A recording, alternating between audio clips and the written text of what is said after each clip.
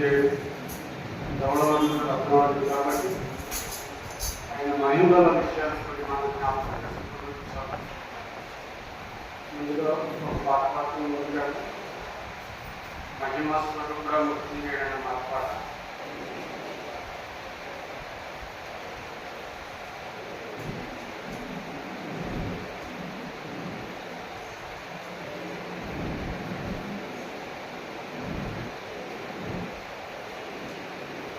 రెండో పాట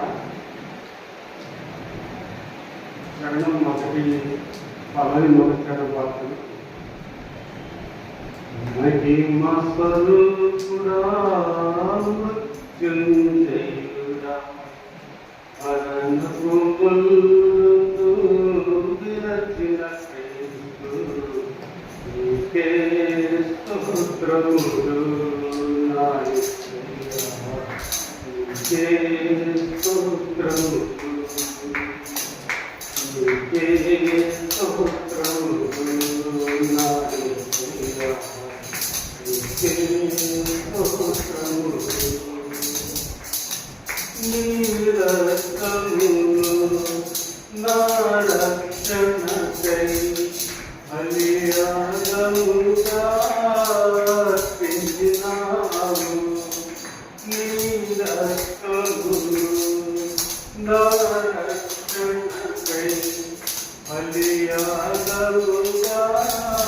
అర్పించినావు నీ గాయముల ద్వారా నంది ఆనందించదా నీలో నేను నీ గాయముల ద్వారా నంది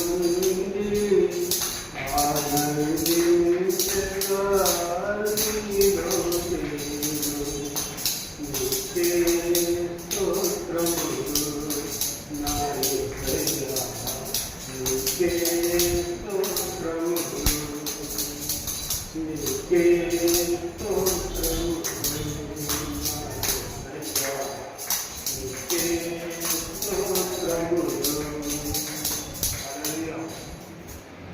మనం చదివిన మొదటి 106వ కీర్తన 20-22 106వ కీర్తన 20-22 వచనాలు మనం చూద్దాం.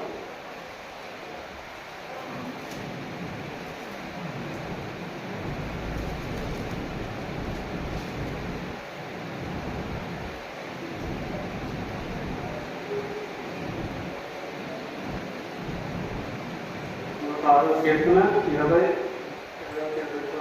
తమ మహిమాస్పదమును గడ్డి తన మహిమాస్పదమును గడ్డినే ఎద్దులను మార్చి ఐగుప్తుల గొప్ప కార్యములను ఆమదేశంలో ఆశ్చర్యకార్యములను ఎర్ర సముద్రముల ద్వారా భయమును గుర్తించే క్రియలను చేసిన తమ రక్షకుడైన దేవుడు మర్చిపోయాడు. దేవుడు మహిమస్వరూపుడు అండి. ఆయనకు ఒక రూపము అది లేదు. ఆయన సర్వాంతర్యాన్ని సర్వ సృష్టికర్త సృష్టి అంతట్లో వ్యాపించున్నవాడు ఉన్నవాడు అన్నవాడు. అలాంటి దేవుడిని ఐగుప్తు నుంచి ప్రయాణమైన ఇశ్రాయేలు పితరులు 6 లక్షల కాలం మధ్యలో ఆయన మర్చిపోయి ఆయన చేసిన ఆమదేశంలో ఆయన చేసిన ఆశ్చర్యకార్యాన్ని మర్చిపోయి తమ మహిమాస్పదను దేవుడు మహిమాస్పదకు ఆయన మహిమాస్పదను గడ్డిమే ఇందురుకును మార్చాడు.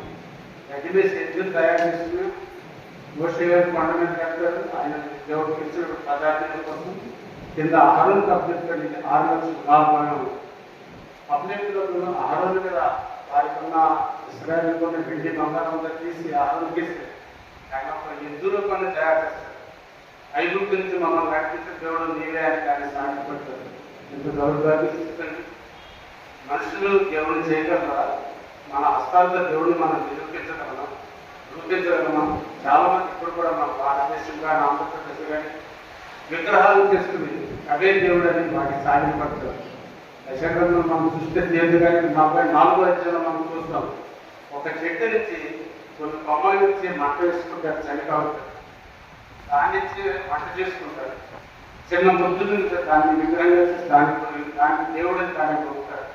ఎంత అజ్ఞానం అంటే అజ్ఞాన స్థితిలో పిల్లలందరూ పడిపోయి దేవుడు మర్చిపోయి సృష్టికర్తను మర్చిపోయి సృష్టాన్ని పూజిస్తున్నాం. మన ఈ భారతదేశం ప్రపంచమంతా దేవుడు ఆయన తెలుసుకోవాలని ఆరాటపడుతున్నాడు కానీ ఆయన ఇంకే వారు పొందడానికి లేకుండా సెలవిస్తుంది. మనం జ్ఞాపకం చేసుకుంటే యెషయా గ్రంథం 3:8 ఇప్పుడు మనం చదివాము. యెషయా గ్రంథము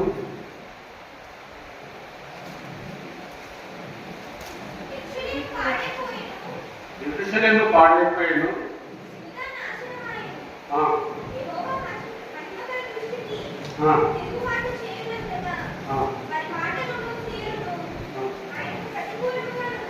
ఆయన మాటలను క్రియలను ఆయన ప్రతిరూపంగా ఉన్నది.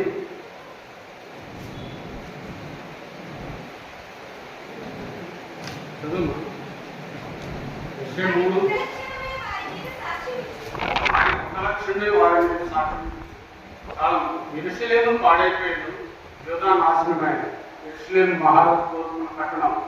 దాన్ని ఆయన ఇష్టపడ్డాడు. అయితే ఆ మాట వినకుండా వారి ఇష్టానుసారం జీవించి అన్యుల నుంచి దాన్ని ఆక్రమించుకొని ఇప్పుడు అన్య జనుల హస్తంలో ఉన్న యెరూషలేము పట్టణం.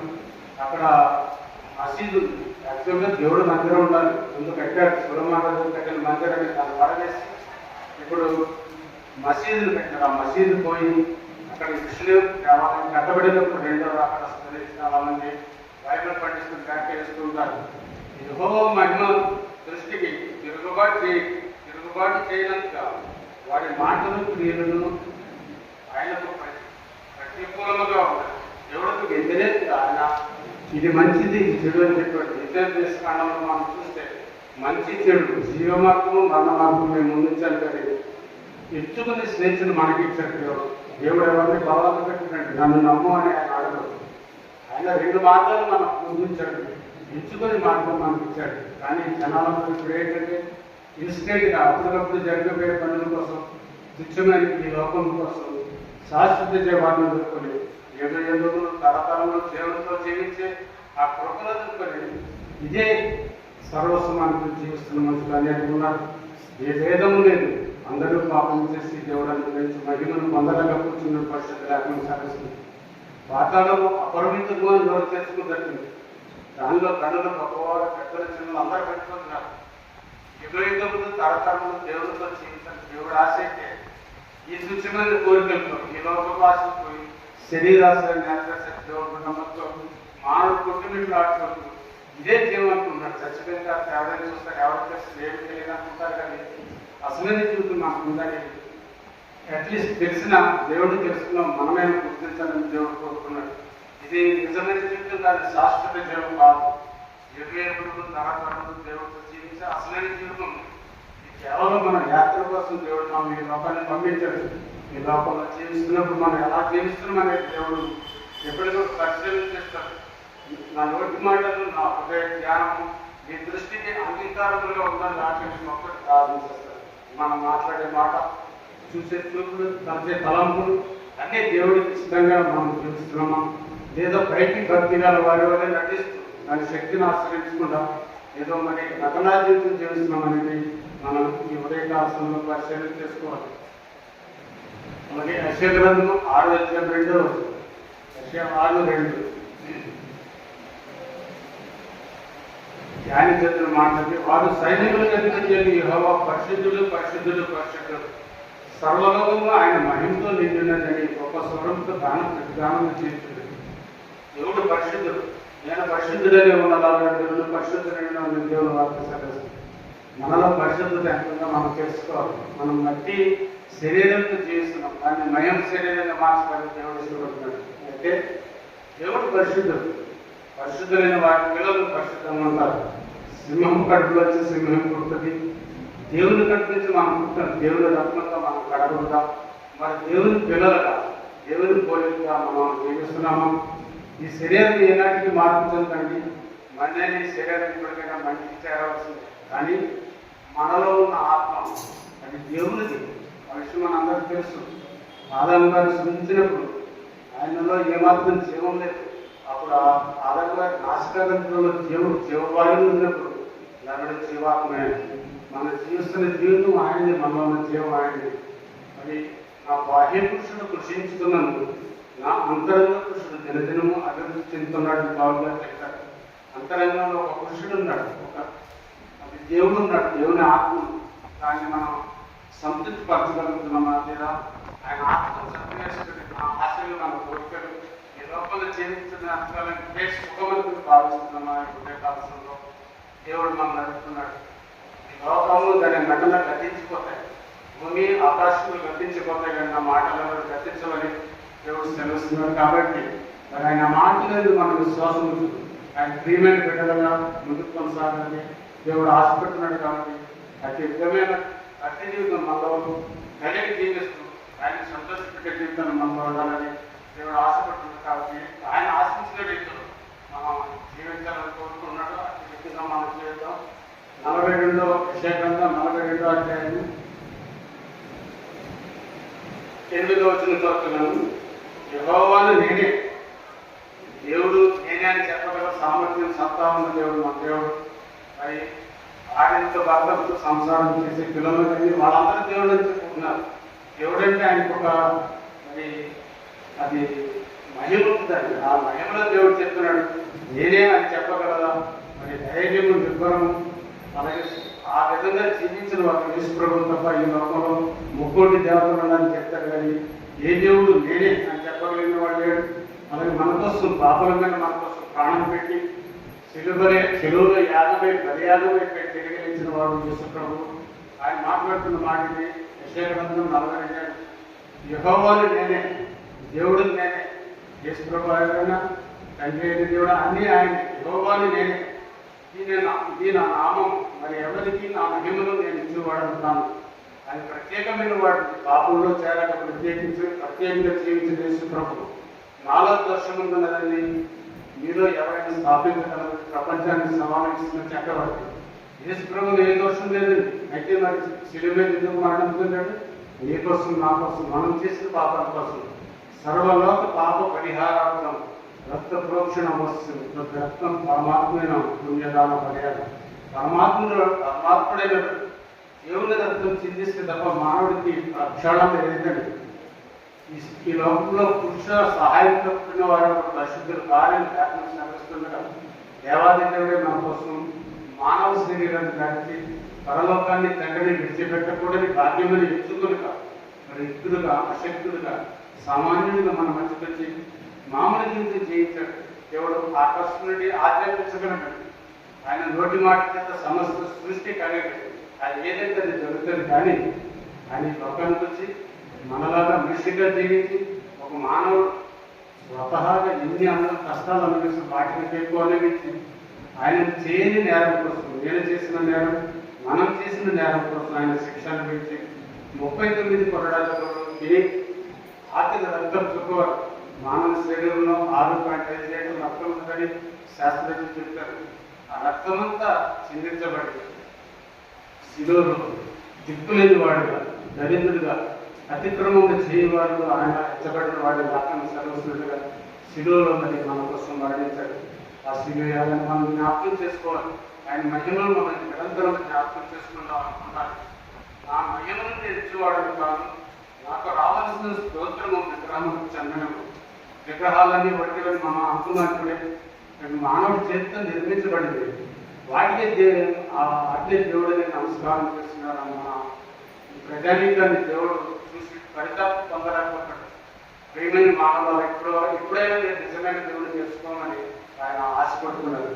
మనం తెలుసు అబ్రాహ్మ గారు విగ్రహారాధన కుటుంబంలో పుట్టినవాడు. విగ్రహాలు అమ్ముకునే ఆ కుటుంబంలో నుంచి దేవుడు ఆయన ఎన్నుకున్నాడు. మనం కూడా అలాగే ఒకవేళ కనిపించే విగ్రహాలను మనం పూజించకపోయినా మన మనసులో దేవుడి కంటే దేన్నైనా ఇష్టంగా ప్రేమిస్తే అదే విగ్రహం అనే దేవుడు సర్వస్తున్నాడు. కాబట్టి అలాంటి మనిషిని విడిచిపెట్టి నీటిగా యథార్థంగా నమ్మకంగా దేవుడు కొనసాగి దేవుడు నాకు జీవిస్తాడు, ఆశ్రయిస్తాడు. దేవుళ్ళలో ఉంటున్నాం అనుకుంటేనే మరి ఆయన ఆశీర్వాదం పొందకుండా శాపం పొందితే దానికంటే గౌరవ స్థితి ఇంకోటి మనం చేస్తున్నాం. అబద్ధ గ్రంథము 3:3 హబక్కూకు 3:3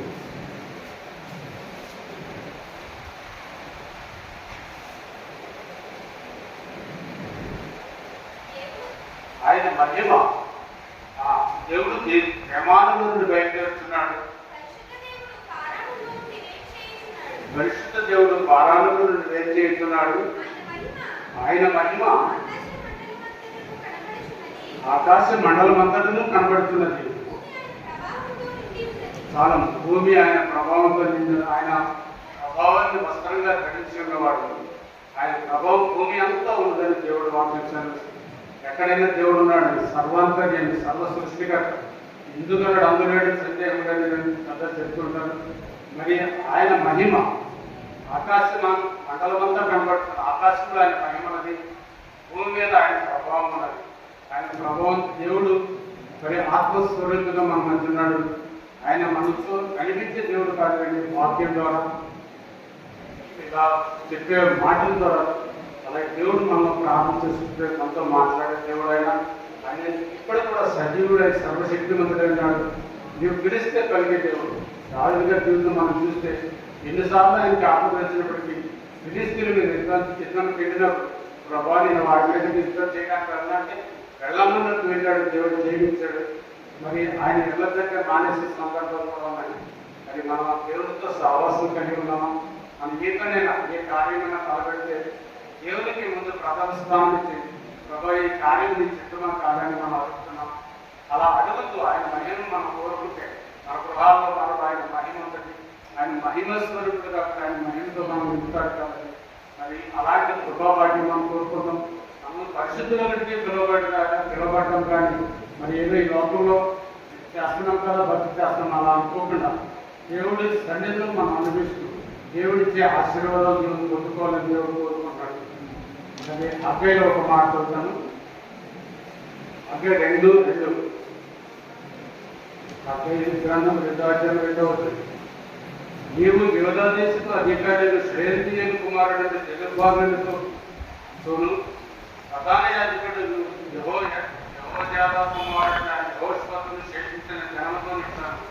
అప్పుడు చాలా మంది ఇశ్రాయేలు నశించిపోయారు. శేషించిన జనం అంటే కొద్దిమంది ఉన్నారు. ఆ శేషించిన జనంతో ఇలా చెప్పమని చెప్తున్నాడు. పూర్వకాలంలో ఈ మందిరంలో కలిగిన మహిమ చూసిన వారు మీలో ఉన్నారు కదా. మందిరంలో ఒక మహిమ ఉంటుందండి, దాన్ని మనం గుర్తించగలగాలి. మందిరం అంటే 4 గోడలు, స్లాబులు, చర్చీలు అదే కాదండి. దేవుడు మహిమ ఈ మందిరంలో ఉందని మనం నమ్మి ఆయన విశ్వసించి ప్రార్థన చేసిన దేవుడు ఆయన మహిమ మనం కనపరుస్తాడు. ఆయన మహిమ స్వరూపం వచ్చింది మనం పాఠం. మరి ఆయన మహిమను పొందుకోవాలంటే, ఆయన మహిమలో మనం జీవించాలంటే, మనం చేస్తున్న పని, మన చూపుల తలపులన్నీ ఆయన ఇష్టమైన వాటిగా మనం జీవిస్తూ ఉండాలి. అలాగే రోమాపత్రిలో ఒక మాట చూస్తాం మనం. రోమాపత్రిగా అది చదివేశాను. ఏ చేయడం లేదు మనకి. యోహాను సువార్త 17:4. యోహాను సువార్త 17:4. యోహాను 17:4.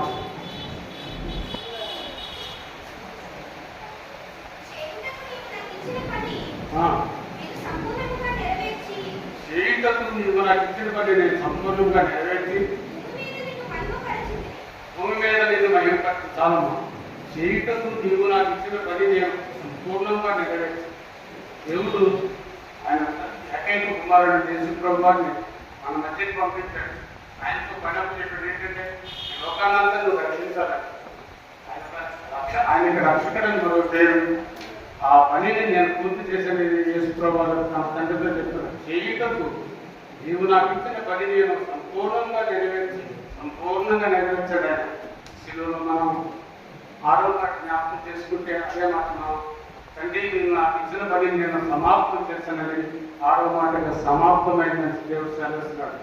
కార్యారంభం కంటే కార్యంతం మీదని మనం చాలామంది ప్రసంగ్రంథంలో ఆలోచన చూస్తున్నాం. అది మన కార్యం మొదలుపెట్టాం, దేవుడితో జీవించడానికి మొదలుపెట్టాం. పూర్తి వరకు ఆయనలో మనం స్థిరంగా యథార్థంగా నమ్మకంగా కొనసాగితే అంతం వరకు సహించిన వాడే రక్షింపబడతాడని దేవుడు వాక్యం సెలవిస్తుంది. మరి కొందరైతే చాలా మంది దేవుళ్ళకి వచ్చి మళ్ళీ తిరిగిపోతారు.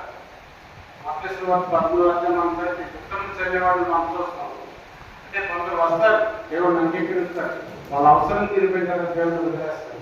అలా కాదు, దేవుడు నిత్య నివాసి. ఆయనతో మనం నిత్యం సహాసం చేస్తూ ఆయన ఇచ్చే దేవుని ఆశీర్వాదాలు పొందుకుంటే దేవుని మహిమగా మనకు తెలుస్తుంది. చేయుటకు నీవు నాకు ఇచ్చిన పని నేను సంపూర్ణంగా నెరవేర్చి భూమి మీద నేను మహిమపరుస్తుంది. తండ్రి అయిన దేవుణ్ణి యేసుప్రభువును మహిమపరచాలి.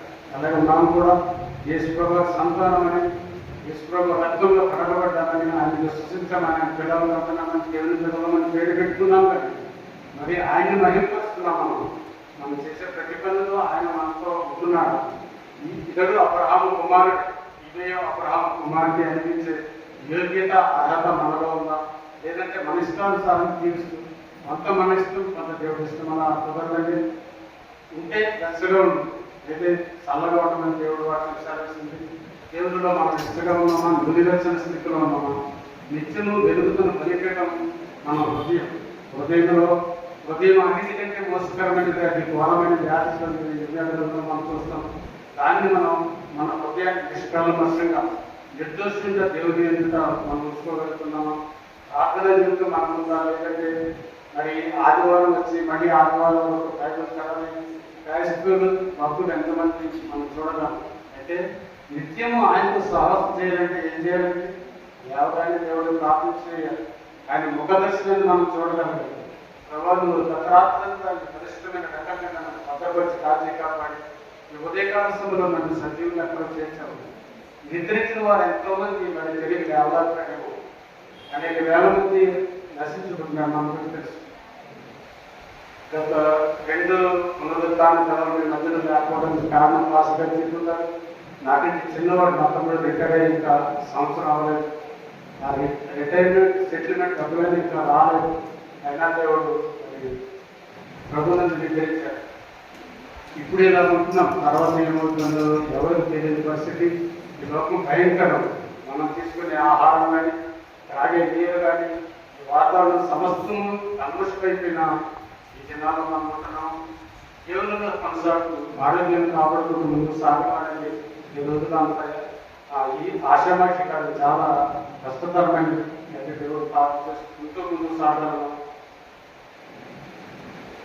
మహిమ చేయటం నీవు నాకు ఇచ్చిన పని నేను సంపూర్ణంగా నెరవేర్చి భూమి మీద నేను మహిమపరచింది. అలాగే మనం కూడా దేవుడు మహిమపరచాలి. అనుగుడు మనలో ఆయన ఉండాలి. దాని హృదయం అనే ఒక భక్తులు ఉండాలంటే యాత్రికులు ప్రయాణం అనే ఒక పుస్తకం రాశాడు. బైబిల్ తర్వాత అత్యధికంగా అమ్మబడిన పుస్తకం అది ఆ యాత్రికుల ప్రయాణం. ఆయన చెప్తాడు. అలాగే భక్తులు చెప్తారు. ఆయన ఆ శరీరాన్ని కోస్తే వ్యవస్థ రక్తం వస్తుంది, కానీ ఆయన శరీరాన్ని కోస్తే క్రీస్తు మాటకు వస్తాడు. అంటే ఆయనలో జీవాత్మలో శరీరంలో రక్తంలో అన్నింటిలో ఆయన దేవుని నింపుకొని ఉన్నాడు. అలాగే మనం కూడా సంపూర్ణంగా యథార్థంగా నమ్మకంగా దేవునితో నింపబడి మనం ముందుకు సాగాలని దేవుడు కోరుకుంటున్నాం. యాకోబు పత్రిక 2వ అధ్యాయం 1వ వచనం. యాకోబు 2:1. మా సహోదరులారా, మహిమా స్వరూపియకు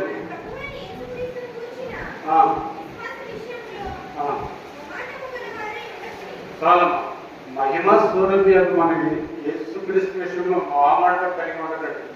మన చాలా అన్నిజనుల మధ్యలో మరి మనం ఉండాల్సిన పరిస్థితులు వస్తాయి. ఉద్యోగరీత్యా కావచ్చు, వ్యాపారం కావచ్చు, సాహసం రూపంలో కావచ్చు. వాళ్ళు మనం మొహాట పెడతారు. పర్వాలేదండి, ఇది పూజ చేసింది కాదు, కానీ మనం ప్రత్యేకించబడిన జనాంగం మనం ఎప్పుడు గుర్తుంచుకుంటూ దేవుడు మహిమపరిచేవాడు లాగా మనం ఉండాలని, మన ఇష్టానుసారం జీవించకూడదని దేవుడు సరిస్తున్నాడు. కాబట్టి దేవుడు మహిమపరచాలి. ఏ స్థలం ఏ సమయమందైనా, ఏ స్థలమందైనా, ఏ స్థితిలో నేనున్నా స్తుతిపాడేదను. ఏ సమయమందైనా, ఏ స్థలమందైనా, ఏ స్థితిలో నేనున్నా స్తుతిపాడేదను. ఆరాధనా ఆరాధనా నా ప్రియుడేసు క్రీస్తుకే ఆరాధనా. ఆరాధనా ఆరాధనా గొర్రె పిల్ల క్రీస్తుకే ఆరాధనా. ఏ సమయంలో ఎక్కడైనా మనం దేవుడిని స్తుతించగలగాలి. ప్రార్థన చేయడానికి ప్రత్యేకమైన స్థలం ఉండాలని లేదు. కానీ దేవుడు చెప్తున్నట్టు ప్రార్థన చేయడం గదిలోకి వెళ్ళి తలుపు వేసుకుని దేవుడు ప్రార్థన చేయడం. కానీ మన నిత్యం ఆయన స్థితించుంటుంది. ఉద్యోగం చేయొచ్చు, ప్రయాణం చేయొచ్చు, ఎక్కడున్నా దేవుడితో సహవాసం కలిగి మనం ఉంటే దేవుడు కృప నమ్మకం ఉంటుంది. నీ బాధలకు రాయకుండా దేవతలను నేను ఆజ్ఞాపిస్తాను, అవి వాటి చేతితో నేను నిద్రపెట్టుకుంటే దేవుడు సెలవుస్తున్నట్టు. కాబట్టి అలాంటి కృపభాగ్యం మనం పొందుకోవాలంటే ఆయనతో సహవాసం ఉండాలి. ఈ లోకంలో ఆకర్షణలు అనేకమైన ఉండొచ్చు, కానీ వాటన్నింటినీ పక్కన పెట్టి మనం దేవుడితో సహవాసం చేసినప్పుడు దేవుడు మన బట్టి మరి ఆనందిస్తాడు, సంతోషిస్తాడు. అలాంటి కృప మనం కలిగి ఉన్నాం. 30:20 మత్తయి సువార్త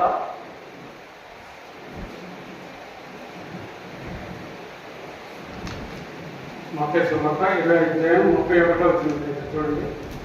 మత్తయి 25:31.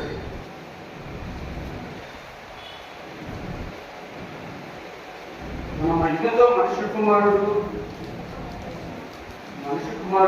ఆయనతో కూడా సమస్త దోషులు వచ్చినప్పుడు ఆయన తన మహిమల సింహాసనం మీద ఆశీనుడై యేసు ప్రభు రాజు అన్నాడు. ఆయన అతి త్వరలో రానన్నాడు.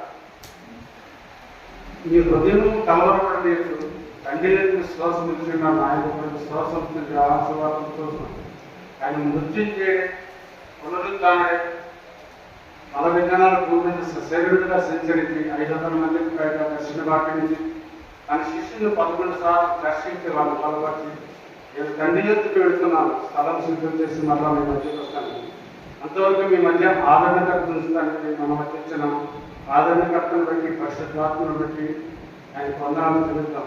ఆదరణకర్త మనలో ఉన్నాడు, మనతో ఉన్నాడు. ఆయన మనల్ని ఎలా నడిపిస్తాడనేది ఆయన గైడ్ చేస్తుంటాడు. ఆయన గైడెన్స్ ప్రకారం మనం నడిస్తే మనం రంజనవంతం బాధపడతాం. కాబట్టి ఒకవేళ ఆయన చెప్పిన మాటలతో మన పక్కన ప్రవేశించి మన ఇష్టానుసారం జీవిస్తే ఇబ్బందులు పాలవుతాము. మీరు కుడితట్టు అయినను ఎడమతట్టినను తెలిగినప్పుడు ఇది మార్గం కాదు, ఇదే సరైన మార్గం అనేది ఎనగరించి మనకు స్వరం వినిపిస్తుంది. దాన్ని మనం వినగలగ ఆత్మస్వరూపి ఆత్మలో ఉన్న వారు మనతో మాట్లాడుతుంటారు. తన మహిమతో మనిషి కుమారుడు ఆయనతో కూడా సమస్త దుఃఖంలో వచ్చినప్పుడు సమస్త దుఃఖంలో మనిషి కుమారుడు ఆకాశంలో మరి రానయ్యున్నాడు, మేఘాగుడిగా రానన్నాడు. అది రాక కోసం మనం అందరికీ సిద్ధపడుతున్నాము. ఎవరెవరిలో ఎంత సిద్ధపడుతుందో ఒకవేళ ఈ క్షణం దేవుడు ఆయన రాకదొస్తే మధ్యాహ్నం ఎంతపడే ధన్యత మనకున్నాం, సిద్ధపడి మనకున్నాం. లేదా దేవుడు అప్పుడే రాడు, 2000 సంవత్సరాల నుంచి చెప్తున్నాడు వస్తానని రావట్లేదని ఇంకా ఆలస్యం చేస్తే తెలియక రావుతుంటే మనం అనుకునే గడియలో దేవుడు వస్తాడని దేవుడు వాగ్దానం. కాబట్టి మరి దేవుడి మాట చెప్తాడు మనకు. తన మహిమతో మనిషి కుమారుడు ఆయనతో కూడా సమస్త దూతంలో వచ్చినప్పుడు దూతలు అతిపెట్టుకుని వస్తాడు. ఆయన బిడ్డలందరూ ఒక క్షణంలో మనందరం లోపాలను జీవితాం. ఆయన బిడ్డలందరూ పైకెత్తబడతాడు, మిగిలిన వారికి శిక్ష విధించబడుతుంది మనం చూస్తున్నాం కదా. ఆయన తన మహిమ గల సింహాసనం మీద ఆశీనుడైంది. యేసుప్రభు తండ్రి గురించి మన కోసం విజ్ఞాపన చేస్తున్నాడు. ఆయన చేసిన విజ్ఞాపన బట్టి 2025 సంవత్సరంలో 7 నెలల 27 దినంలో ఉదయకాల సమయంలో దేవుడి సన్నిధిలో కూర్చుని భాగ్యం మనకి ఇచ్చారు.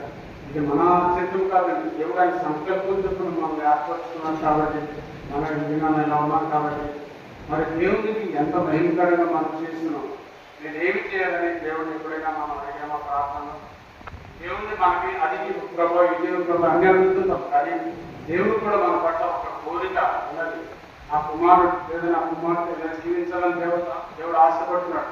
ఆయన ఆశిద్దంలో మనం జీవించాలని కోరుకుంటున్నాడు. మనుషులను విసిగించడం కాదని దేవుడు కూడా విసిగిస్తాడని వ్యాఖ్యానించాలి. మనుషులు విసిగిస్తున్నామా? మన చుట్టుపక్కల వాళ్ళు, మన తల్లిదండ్రులని, మన అందరూ మనం విసిగిస్తున్నామా? మన దేశాన్ని ఇబ్బంది పెట్టినాము, సంఘాన్ని ఇబ్బంది పెట్టినాము. ఒకసారి జ్ఞాపకం చేసుకున్నాము. మనుషులు విసిగించొద్దండి, అలాగే దేవుడు కూడా విసిగించదు. ఇలా మనం ఆయన విరోధంగా మనం నడుస్తుంటే ఆయన మనల్ని ఏమన్నా పరిశుద్ధాత్ముడు మౌనంగా రోధిస్తారట. అవన్నీ పరిశుద్ధాత్మలో తీసి చెప్పడానికి మన టైం కాదు. కానీ దేవుణ్ణి సంతోషపెట్టే జీవితంలో మనలో ఉండాలి. ముందుగా ఈ లోకంలో నీ తల్లిదండ్రులు, ఈ చుట్టుపక్కల ఉన్న వాళ్ళు సంతోషపెట్టి తర్వాత దేవుడు మనకి అప్పుడు దేవుడు మనకు చూపిస్తాడు, ఆశ్రయిస్తాడు. కాబట్టి ఈ మాటను బట్టి మహిమ స్వరూపే యేసుప్రభు మనలో ఉన్నాడు, మనతో ఉన్నాడు. కాబట్టి మనం ఆయన ఉన్నాడనే నిశ్చయంతో మరి యథార్థమైన మనసుతో, నమ్మకమైన మనసుతో ప్రార్థన జీవితం కలిగి ఉన్నాం. పరిశుద్ధాత్మను కలిగి ఉన్నాము. అలాగే ఆయన నడిపించే నడుపును బట్టి మనం నడుస్తాం. ఎందుకంటే నా ఇష్టం కొంత దేవుని ఇష్టం కొంత అంటే ఏది నెరవేరదాకా రెండు పడవల మీద ప్రయాణం చేసేవాడు గమ్యస్థానం చేరలేడు. అలాగే లోకంలో కొంత దేవుళ్ళలో కొంత అంటే అది నిజమైన భక్తి కాదు, కానీ యథార్థమైన భక్తి, నమ్మకమైన భక్తి, జరిగిన హృదయం కలిగి ఉంటే దేవుడు మనం చేస్తాడు, ఆశీర్వదిస్తాడు. కాబట్టి శాస్త్ర జీవితం దేవుడు రాకడిపోయినది మనకు తెలియదు. కాబట్టి ఆయన రాకలో లేదా మన యాత్ర ముగించేవారు ఆయన నమ్మకం యథార్థంగా కొనసాగితే అప్పుడు నిజమైన భక్తుడుగా, నిజమైన క్రైస్తుడు మనం ఉంటాము. అటు కృపాభాగ్యం మీకు మనందరికీ దేవుడు కలిగేయాలని ఈ మాటల ద్వారా మన ఆత్మీయ జీవితాన్ని బలపరుచుకుంటూ ముందు సాగడంతో ఈ మాటలు నేను ముగిస్తున్నాను. చేసిన పరిశుద్ధ మాటలు జీవించగలరా? ఆమె